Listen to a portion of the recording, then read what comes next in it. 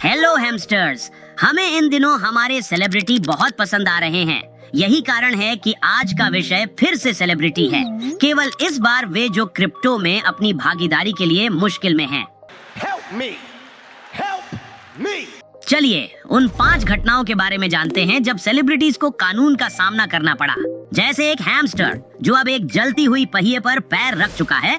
यह मामला अब दिलचस्प होने वाला है। पहले सूची में हैं पूर्व बास्केटबॉल प्लेयर और अब स्पोर्ट्स एनालिस्ट शकील ओनील।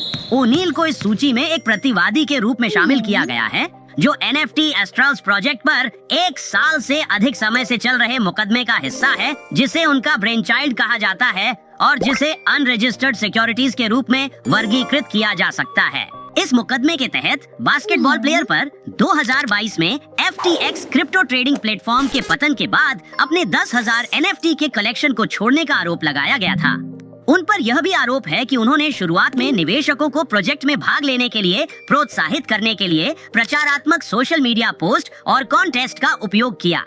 मामले में कहा गया है कि ओनील ने व्यक्तिगत रूप से फैंस को एक एस्ट्रल्स डिस्कॉर्ड चैनल में आमंत्रित किया ताकि वे प्रतिदिन सीधे बातचीत कर सकें। इस कारण से निवेशकों ने यह कानूनी कार्रवाई आगे बढ़ाई है, क्योंकि उनका मानना है कि ओनील और इस प्रोजेक्ट से संबंधित विभिन्न व्यवसायों ने उन्हें वित्तीय नुकसान पहुंचाया है। डिस्ट्रिक्ट जज मोरेनो का दावा है कि ओनील की हरकतें बिटकनेक्ट प्रमोटरों के समान थीं। उन्होंने कथित तौर पर एक ऑनलाइन वीडियो में अपने फॉलोअर्स को बताया था कि एस्ट्रल्स टीम की अपने NFT के लिए बड़े योजनाएं थीं और समय रहते अवसर का लाभ उठाने के लिए उन्हें प्रेरित किया। ओनील के बचाव में कहा गया है कि कानून के अनुसार उन्हें सिक्योरिटीज का सेलर नहीं समझा जा सकता, क्योंकि ये NFT वास्तव में सिक्योरिटीज के रूप में गिने भी नहीं जाते। लेकिन शायद सबसे कठिन चुनौती वास्तव में ओनील को सर्व करने की थी।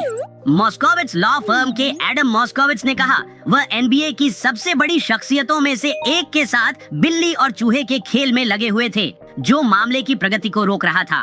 आखिरकार ओनील को उनके घर के बाहर पेपर्स दिए गए, जिसे उनके वकीलों ने भी खारिज करते हुए कहा कि पेपर्स को उनकी कार की ओर फेंका गया था।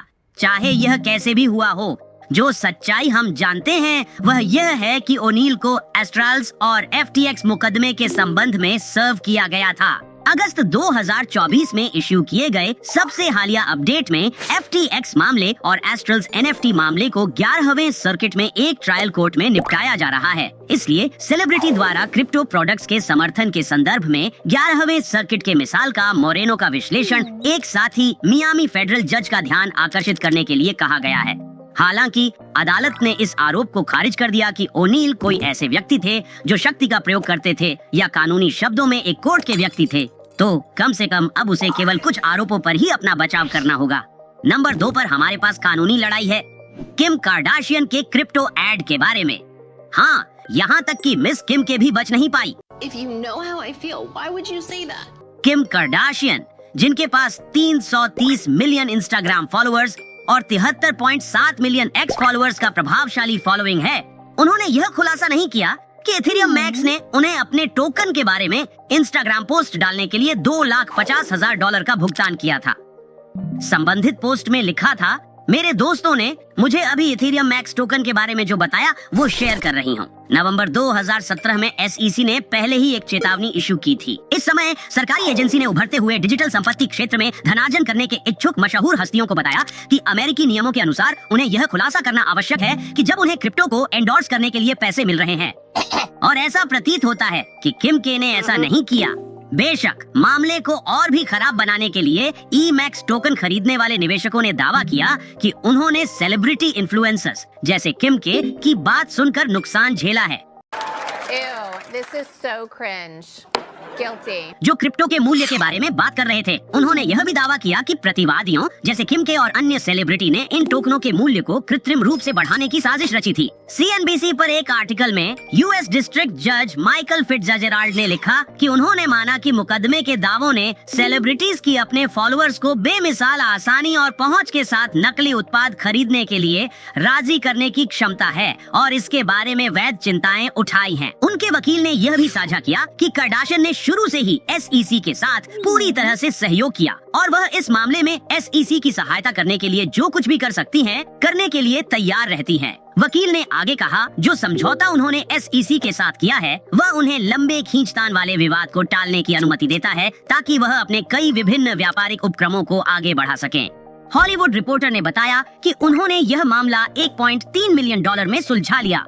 अगले है NFL क्वार्टरबैक टॉम ब्रेडी। सूची में टॉम ब्रेडी भी शामिल थे, जिन्होंने विफल क्रिप्टोकरेंसी एक्सचेंज FTX का समर्थन करने के लिए एक मुकदमे का सामना किया। शिकायत में तर्क दिया गया है कि मशहूर हस्तियां जिन्हें विश्वसनीय माना जाता है, उन्होंने अब निष्क्रिय एक्सचेंज को अपना समर्थन दिया और इस प्रकार उन अरबों डॉलर के हुए नुकसान के लिए जिम्मेदार हैं।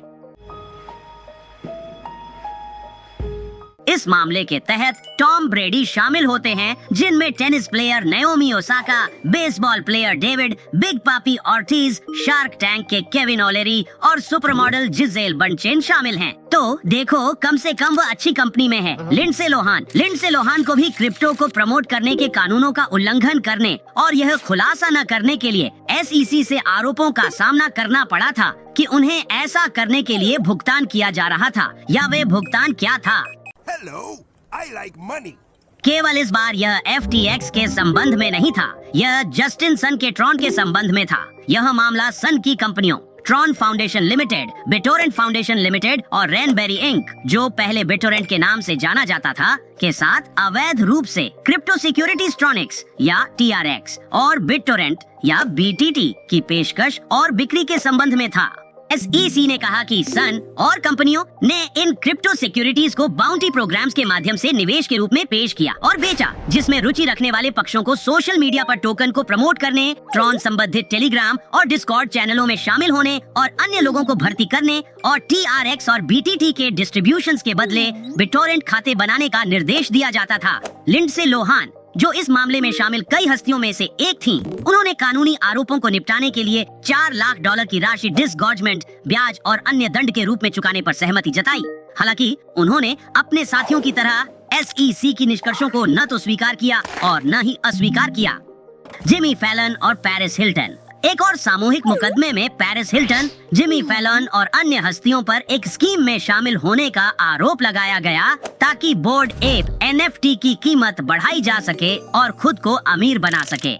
जिमी फैलन ने द टुनाइट शो में न केवल अपने दर्शकों को बोर्ड एप कलेक्शन से परिचित कराया, बल्कि उन्हें खरीदने का तरीका भी बताया। नवंबर 2021 के एक सेगमेंट में वह मूनपे को प्रस्तुत करते हैं, एक भुगतान कंपनी जो ग्राहकों को क्रेडिट कार्ड जैसी भुगतान प्रणालियों से क्रिप्टो खरीदने की अनुमति देती है, यह कहते हुए कि उन्होंने इसके माध्यम से अपना पहला NFT खरीदा। वह साझा करते हैं, मूनपे, मैंने अपना होमवर्क किया। मूनपे, जो क्रिप्टो के लिए पेपाल की तरह है। बिल्कुल, अगले जनवरी 2022 अगर आप इसकी गणना कर रहे हैं, पेरिस हिल्टन ने शो में अपना एप दिखाया और फैलन से कहा, आपने कहा कि आपने इसे मूनपे पर पाया, इसलिए मैंने आपकी नकल की। This is your ape. Are we debuting it? It's really cool. Like the hat, the shades. फिर फैलन को बोर्ड एप यॉट क्लब मामले में गवाही देने के लिए बुलाया गया। हालांकि उन्होंने इस अनुरोध को एक याचिका में रद्द करने की कोशिश की, जिसमें यह कहा गया था, वास्तव में मिस्टर फैलन का युगा से एकमात्र कथित संबंध यह है कि उन्होंने एक board app yacht club NFT खरीदा और इस बारे में द टुनाइट शो के 2 एपिसोड में उल्लेख किया। अपने वकीलों के साथ उनका उद्देश्य अदालत के उस आदेश को कानूनी रूप से खारिज करना था, जिसने उन्हें मामले में गवाही देने के लिए कहा था। हालांकि उसी समय उन्होंने खुद को युगा लैब्स की अलग सिक्योरिटी लिटिगेशन में पेरिस हिल्टन के साथ सह आरोपी के रूप में गवाही देने की अपेक्षा में भी पाया। ये तो दोहरी मुसीबत थी। आज के लिए बस इतना ही। वीडियो देखने के लिए धन्यवाद। सब्सक्राइब करें और याद रखें, हैमस्टर्स ताकतवर होते हैं। हम सब एक साथ हैं और एक दूसरे के लिए है। फिर मिलेंगे।